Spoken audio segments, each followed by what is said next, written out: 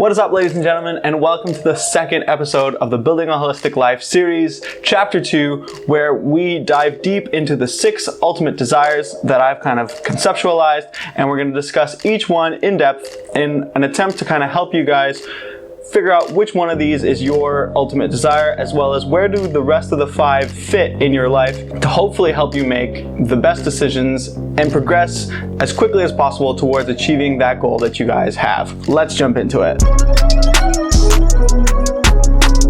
So quickly, basically kind of refreshing from last week, what an ultimate desire actually is the one thing in your life that you absolutely can't live without. It's the first thing you think about when you wake up and the last thing you think about when you go to bed. It's the thing that when you're spending time just kind of hanging out, you can't help to kind of wonder about in the background, or it's probably the thing you most often talk about with your best friends. So over the last couple of years, what I've been able to do is actually identify 6 pieces or 6 desires that every single person has to varying degrees.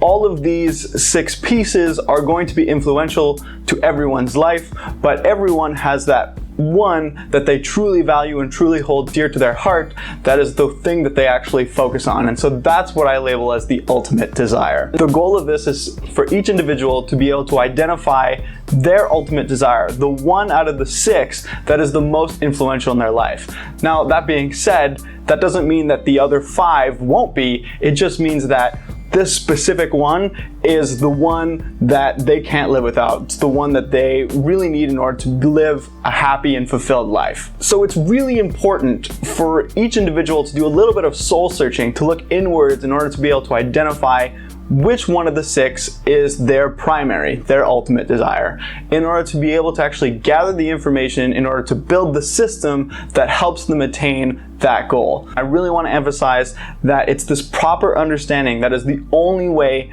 to actually generate meaningful and progressive change in your life towards that goal. Okay, you need to understand where those feelings of negativity or unhappiness come from, and then from there figure out what is it that is actually going to make you happy. And once you understand that, you can actually put the steps into place in order to work towards that goal. So with that being said, let's jump into the first ultimate desire. All right, so the very first ultimate desire is probably the one that a lot of people talk about, and that a lot of people might be ashamed to actually have, and that's wealth, right? People want to be making more money. And in today's day and age, more and more people are driven to kind of achieve these arbitrary numbers that they've seen other people have. But wealth is actually an incredibly useful and valuable thing to have. Now, I don't want to propagate the myth that more wealth equals more happiness. And I think that's where a lot of people get this concept wrong, is that this idea that all they need is to make more money to be happier. And that's really not the case, okay? Money is not proportionate to your happiness. These two things are not linked. Yes, money will help you be happier, but it is not the be-all and end-all, and it is not the one thing that is going to solve all of your problems. If you're unhappy making whatever amount of money you are making, you are likely not going to be that much happier making twice as much. One of the funniest things to me and funniest stories that I've ever actually had was I went to dinner with 2 of my buddies from back home, and I actually asked them, what does your perfect life look like? What is it like? What goal do you have for the future in terms of your life? And they were unable to answer that question without giving me a monetary value. Both of them started their statements by saying, I need to make $100,000 and blah, blah, blah, blah, blah. The rest of it doesn't really matter. It's the fact that they focused in on that number which causes the problem. Because for a lot of people, these numbers that they're targeting are just unrealistic, and that's totally okay. Not everyone can work $100,000, $200,000 a year jobs and do the things they want, right, and still be happy. Most of these times, these positions actually come with really long hours, stressful environments, a lot of travel.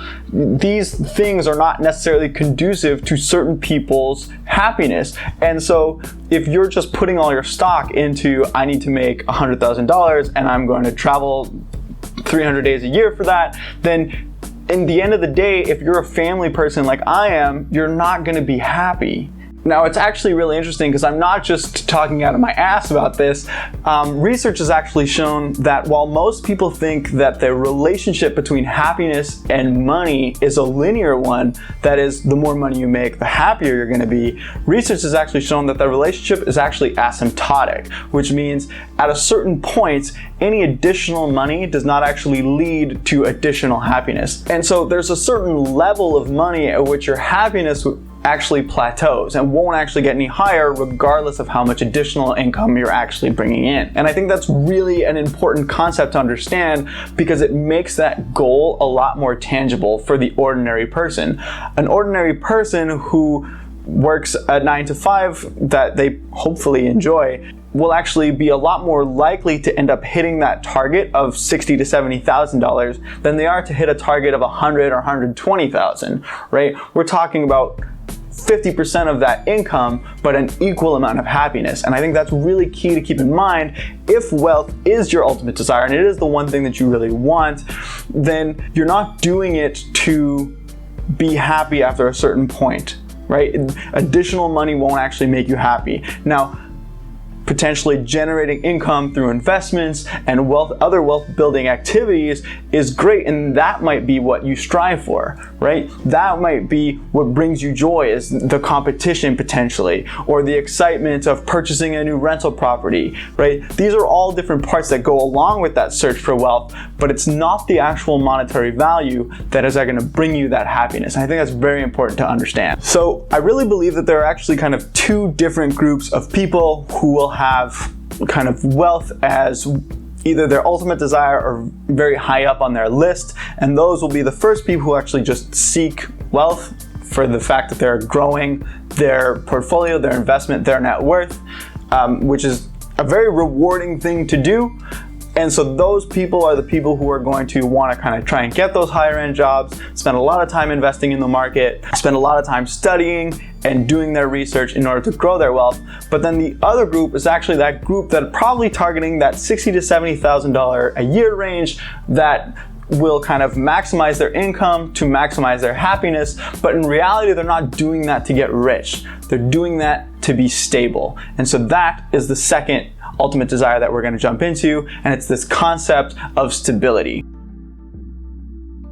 So stability as a concept is actually pretty straightforward. It's this idea of generating a life where you don't necessarily have to worry about the little things or sometimes the bigger things in your day-to-day life, and so that you actually get to live a consistent, happy life. You're not necessarily worried about the things that pop up because of several different factors. Namely, you've been able to get yourself a stable job, one that pays you regularly, that you know you kind of have to show up to, have to perform, and at the end of the day, you get to go home and forget about. You need to have a decent enough income that covers all of your kind of expenses, as well as protects you in the future. So if things that pop up, we tend to call it an emergency fund in the financial community. And so the last thing is actually to surround yourself with the people that you care about, because they're going to be kind of that social aspect that keeps you kind of invigorated and focused and happy. And so there's nothing wrong with living a comfortable,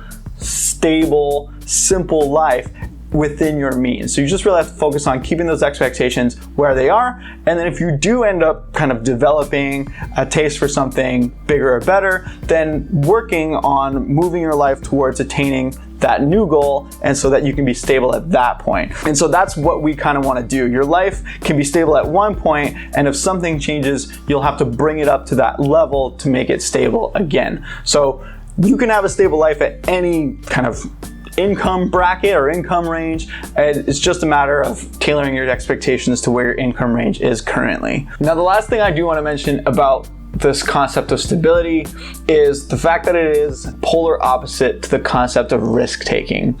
Oftentimes, if you are risk averse, if you are trying to avoid risk, you will rather focus on developing that stability. However, if you are more of a risk taker, maybe you're an entrepreneur, maybe you're a big time investor, maybe you're looking for something more than just a simple life, then oftentimes I would probably put you into the group where success is the ultimate desire that you're searching for. So let's dive into that next.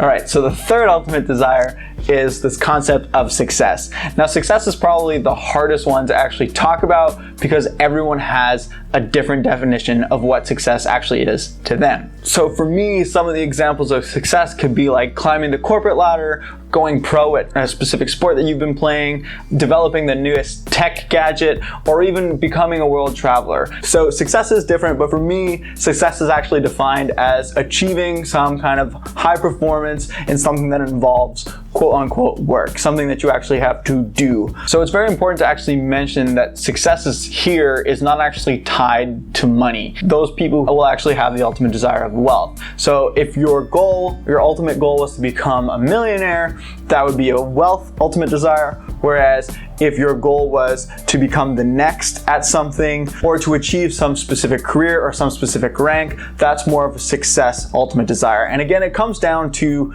really how you talk about it.